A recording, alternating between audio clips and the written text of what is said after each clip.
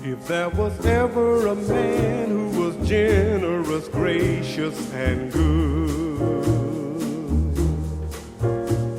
that was my dad, the man.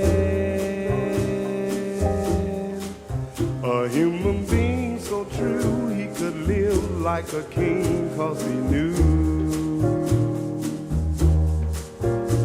the real pleasure in life, to be devoted to and always stand by me, so I'd be unafraid and free.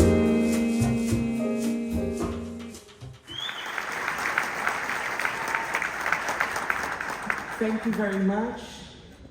Brothers and sisters, ladies and gentlemen, I bring to you greetings of peace. Assalamu alaikum. Thank you for extending this generous invitation to me as your keynote speaker at almost 1 a.m. I'm happy to be here. All praise is to the Lord of the world who made my presence here amongst you possible. It is an honor and a privilege to be with you at your 19th annual CAIR-Sacramento Banquet. Please give yourselves a round of applause. What a remarkable journey it has been for you, established 19 years ago by a group of dedicated volunteers. We cannot forget Basim El-Kara, Executive Director of CAIR Sacramento Chapter, and his staff. Give them a round of applause. We certainly cannot forget Hussam Elush, CAIR CEO. Please give him a round of applause. And the beautiful board president, Sister Khadija Alam. Please, let's give her a round of applause.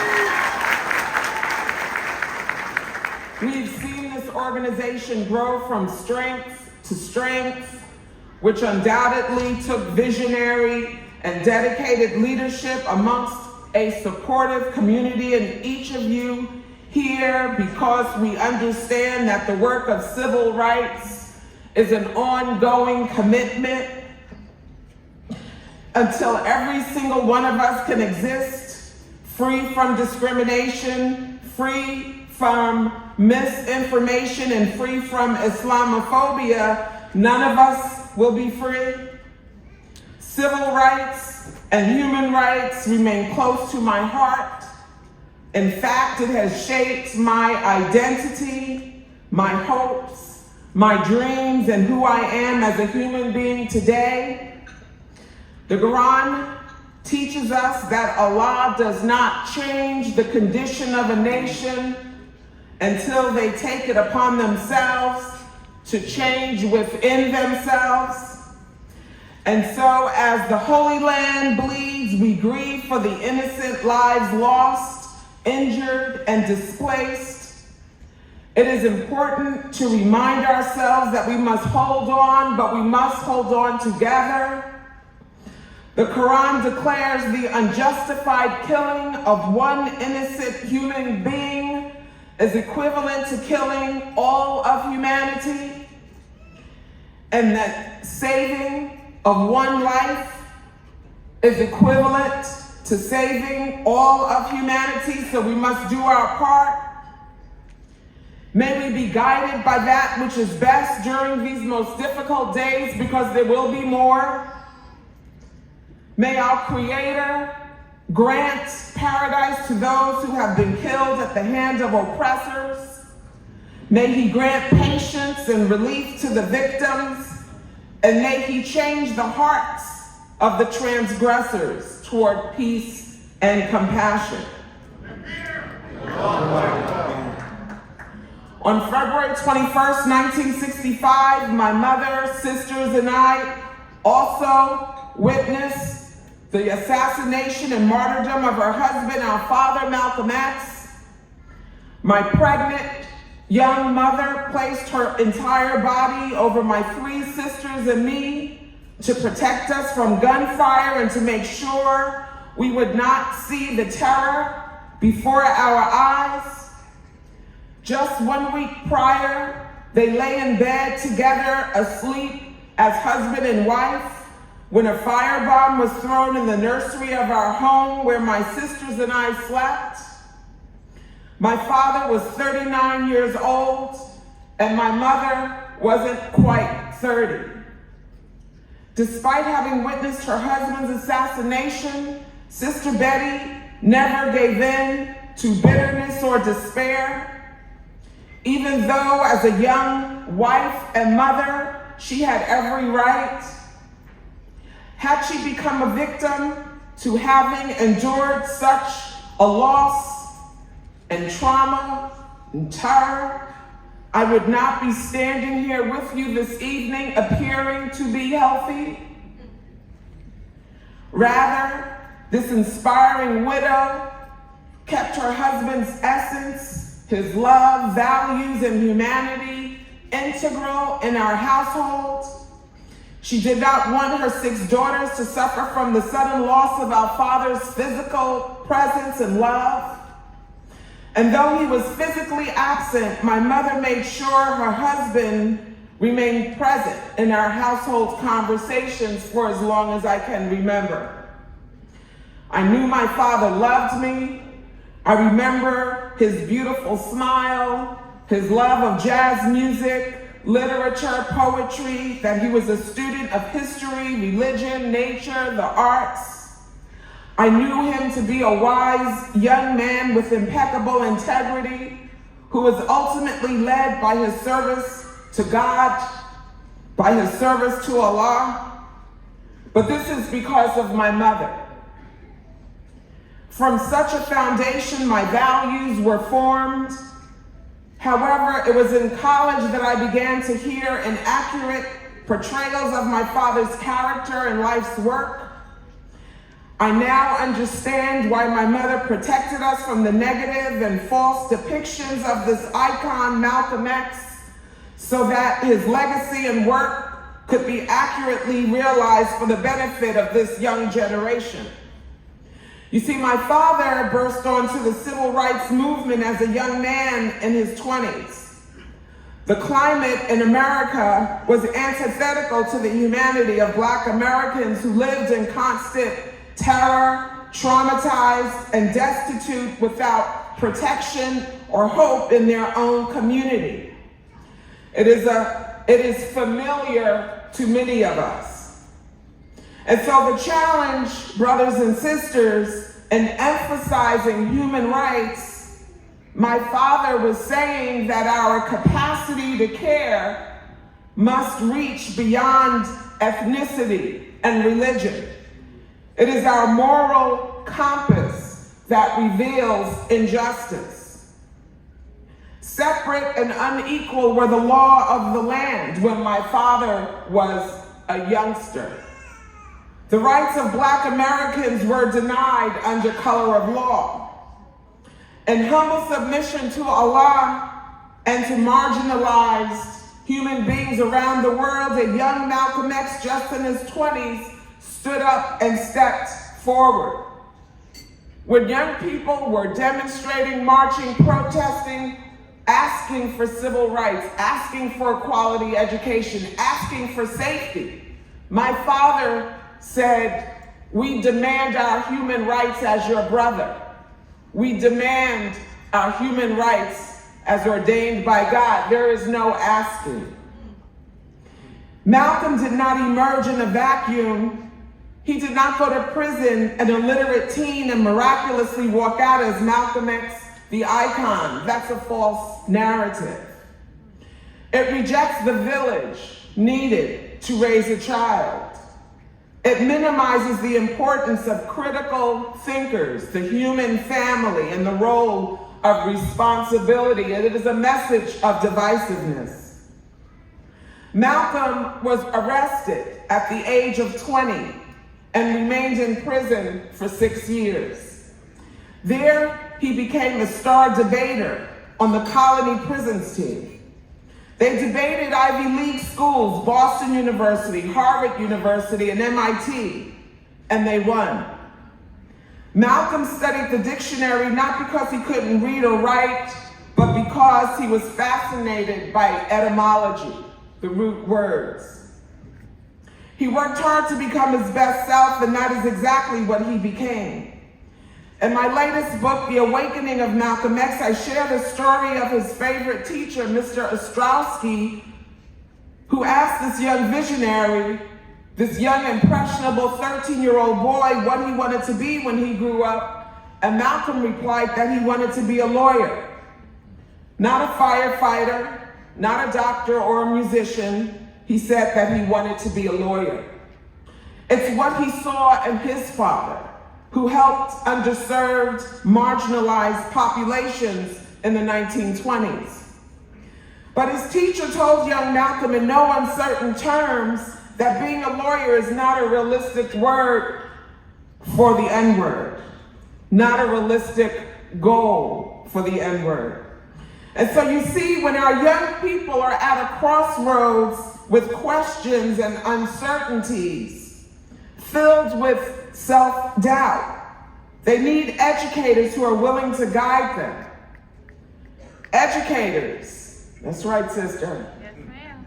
And forward-thinking, compassionate adults who are willing to nurture and protect their way back home with accurate, truthful information. Am I right? Tell them. Yeah.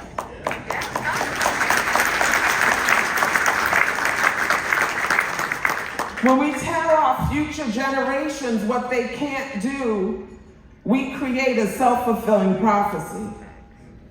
Biographers are recognizing just how Malcolm's advocacy work was nurtured by his parents. Malcolm's father was the president of the Milwaukee Industrial League. He was chapter president of the Marcus Garvey movement. And he was a respected member of the Parent-Teacher Association, but very seldom will you find this information.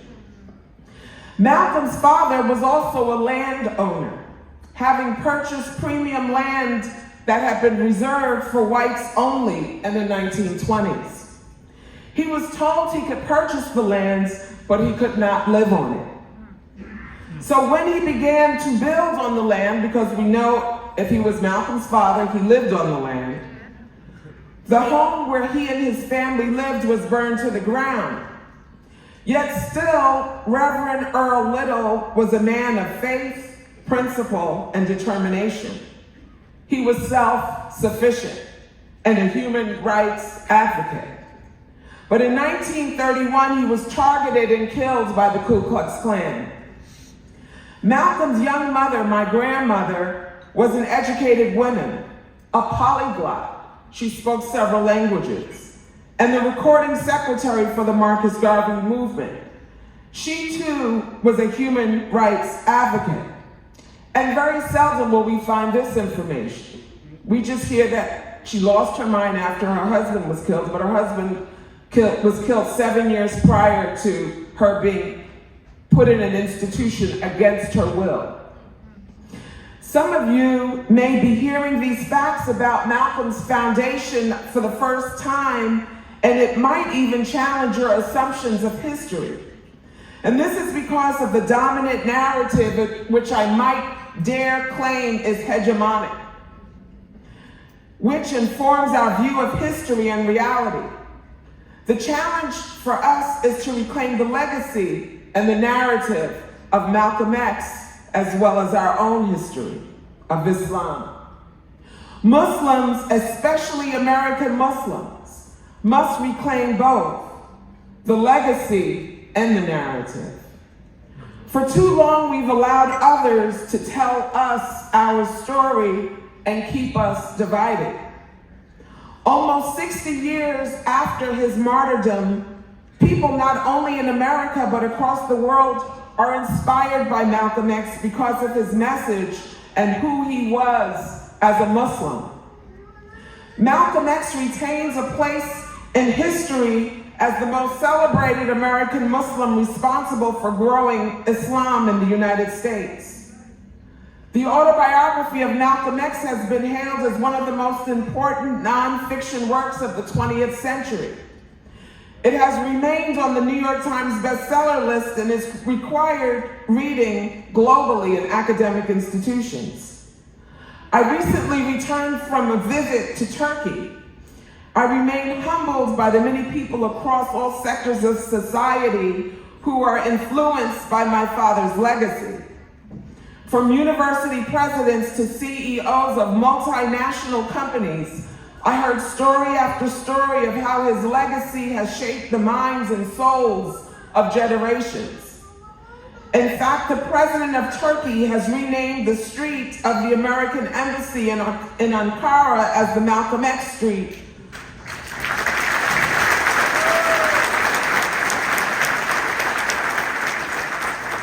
Thank you, which I had the honor of finally visiting. Last month at the Shabazz Center in New York, we hosted the president of Cuba, Miguel Diaz-Canel, and his remarks were that Malcolm X defended the causes of those who suffered the most in the United States, and that in this way, Malcolm X was a role model for the revolutions in Cuba too.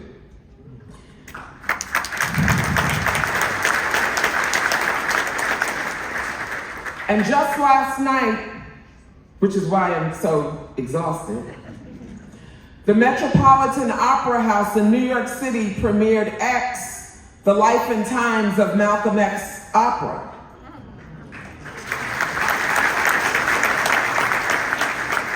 And if any of you go and see it, it's a very slow start, but I guarantee you by the time you come back to your seat after the first intermission, it is really surprisingly outstanding. It's really good. And so there's this really beautiful and dynamic scene of Malcolm in Cairo Mosque of Muhammad Ali, where Muslims of various ethnicities are praying. It is so surprising because there's so many places where anything about Islam has been put on hold. But you see, once we Muslims reclaim the legacy and narrative with sincerity and compassion, and we communicate that wisely and intelligently and collectively, it can only serve to inspire and empower. I believe that most people are fair-minded, and when presented with the truth of our narrative, including that of our faith, we will respond positively. We're seeing such indications when we see brothers and sisters of the world marching in unison, demanding an immediate ceasefire in Gaza.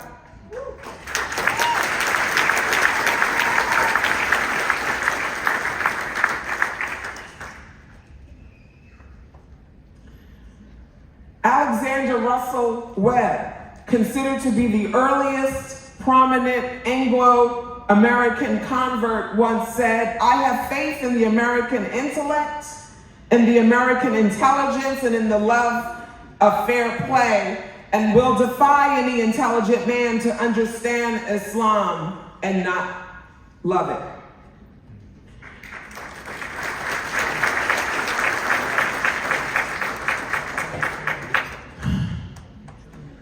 Reclaiming both the legacy of Malcolm X and the narrative of our faith and our story requires optimism, that we must not fall into despair or lose hope. Our faith is one underpinned by hope, hope in God, hope in the goodness of humanity, and hope for a better future.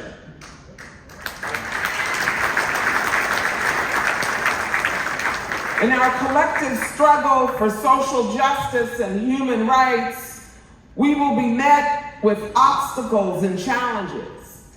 But this is to be expected. If we truly believe, we will be challenged. God reminds us in the Quran, do people think once they say we believe that we will not be tested? Let us become a community of optimists who see opportunities and calamities and sunshine after every storm. Undoubtedly, we face a plethora of challenges ranging from racism, discrimination and Islamophobia, to marginalization, structural inequities, and ideologies that challenge the very idea of what it is to be human. We witness corporate greed and exploitation, the gap between the rich and the poor widening, forced migration and the global refugee crisis, and the destructive potential of technology and AI, the destruction of our environment and planet, the oppression of powerless people, and the erosion of our ethical leadership standards all point to a bleak future for humanity. However, our faith teaches us to not ever lose hope. In times of darkness, we not only see the light, we also enlighten the path of others. And this is the Islamic narrative and the mindset of an optimist believer. Whew.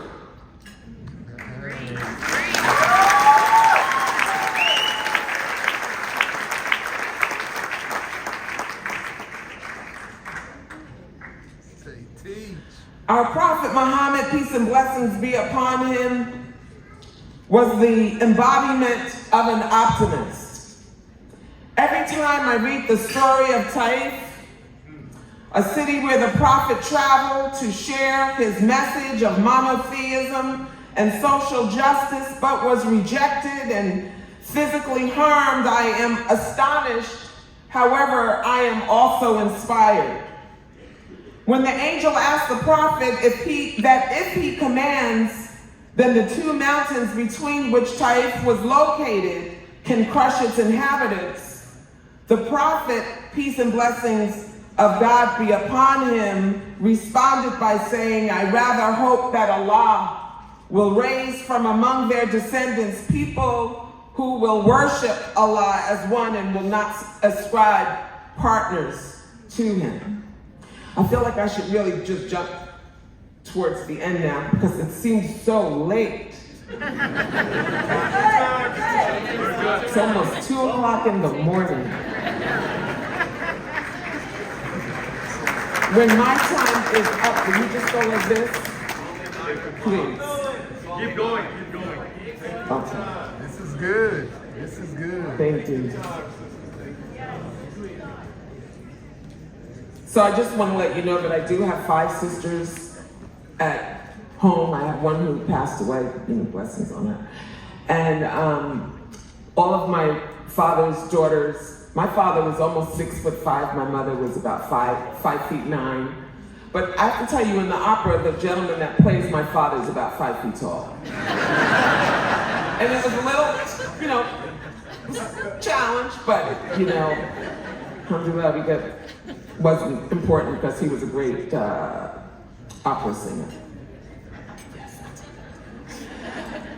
But my parents, they have 6 daughters, and I always try to acknowledge them because they are tall, opinionated women, and if they thought that I was here and you had no idea that Malcolm had 6 girls, I would never hear the end of it. Oh my God, I just lost my page.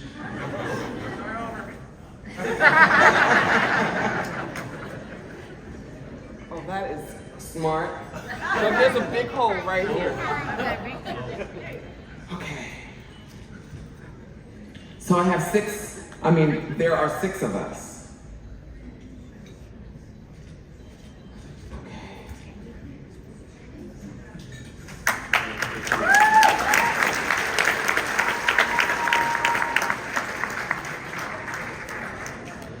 Okay, so this is not just about the prophet being merciful.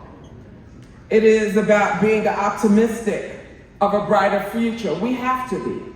You know, I'm so grateful that that is what my mother showed me, because each of us has experienced some kind of trauma in our lives, right? And sometimes it keeps us stagnant.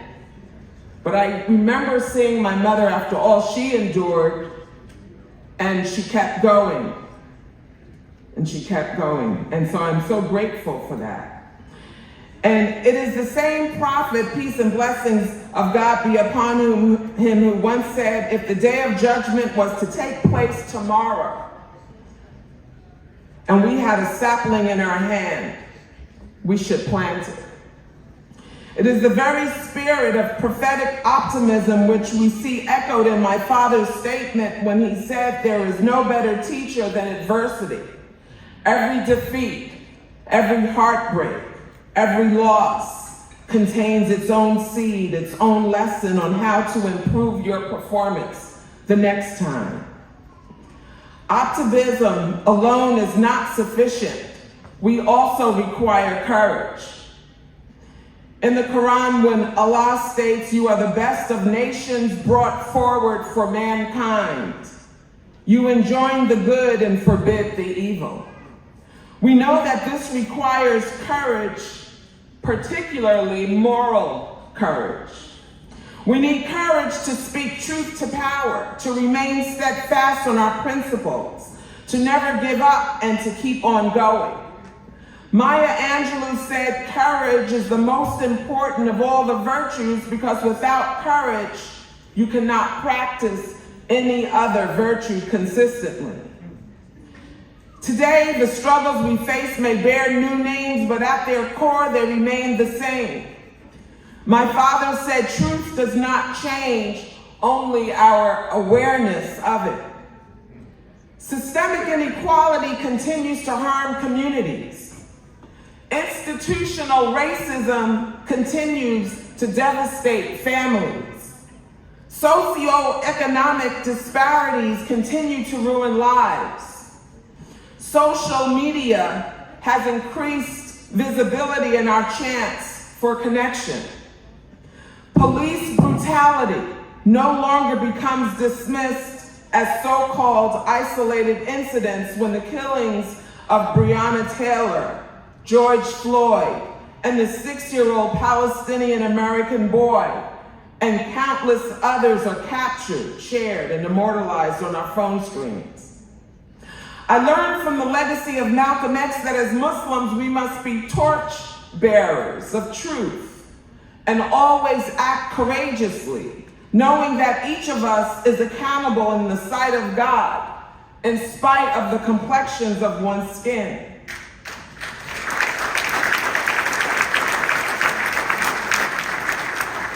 It is for this reason we see my father standing up for truth, wherever it may be and at whatever the cost.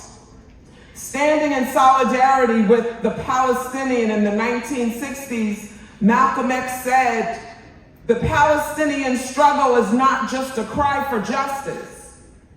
It's a blistering battle for the most fundamental human rights that every living soul on this planet should inherit by birthright.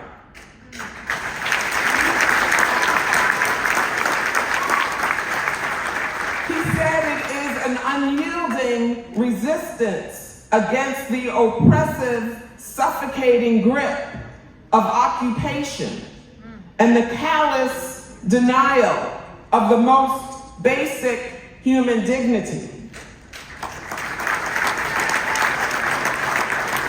He concluded that just as the civil rights movement in the United States fought against the chains of racial discrimination, so too do the Palestinian people.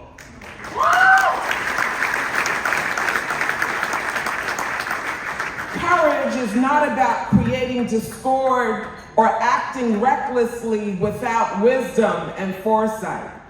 It is simply about spiritual and ethical consciousness and actions resulting from our inner awareness. It was Ali Begovic,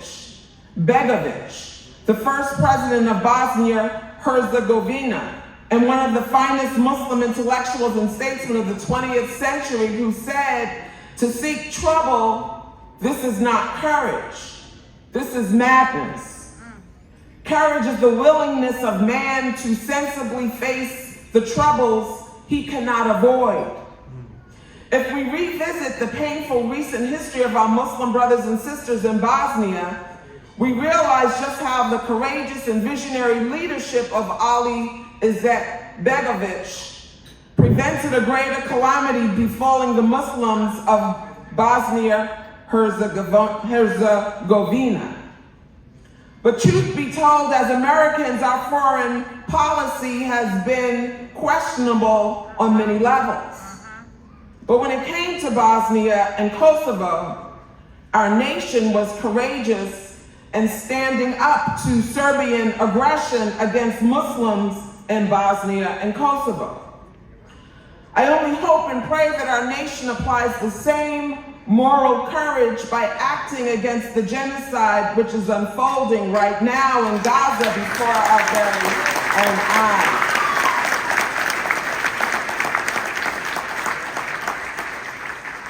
I believe that in addition to optimism and courage, we must adopt a mindset of futuristic thinking. We Muslims cannot simply live in the glory of our past. Yes, as a Muslim civilization, we had a remarkable history. We led the world in ideas, power, art, architecture, culture, and the like. But what does the future of this Muslim civilization look like? What does the future of Islam in America look like?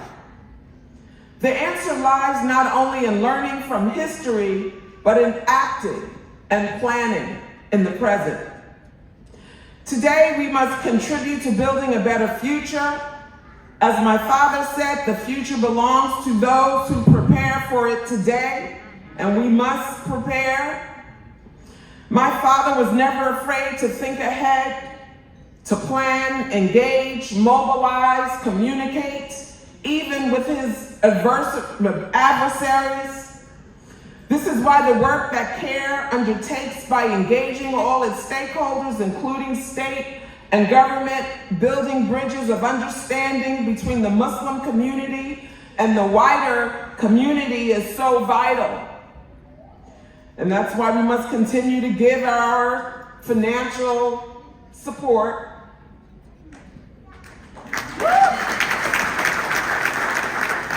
We must support one another in eliminating inequality in our societies.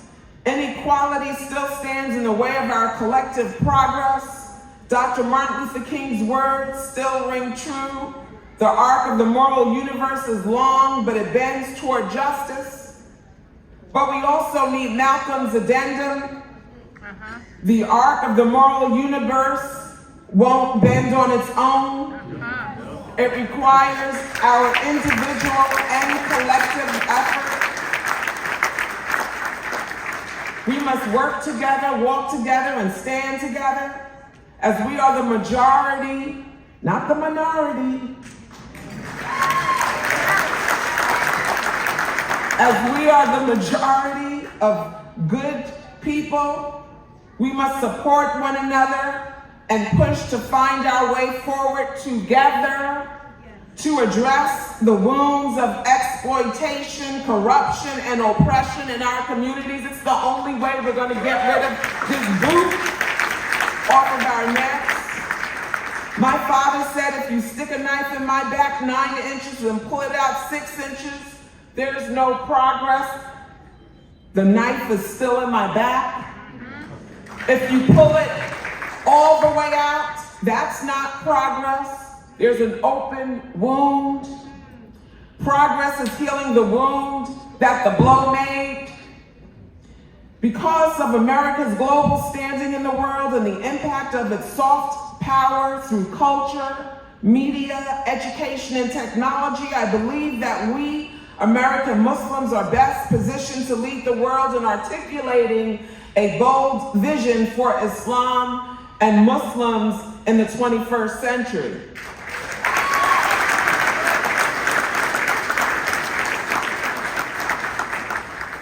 As Muslims, we are not here to survive. We are here to thrive. We are not here to follow. We are here to lead.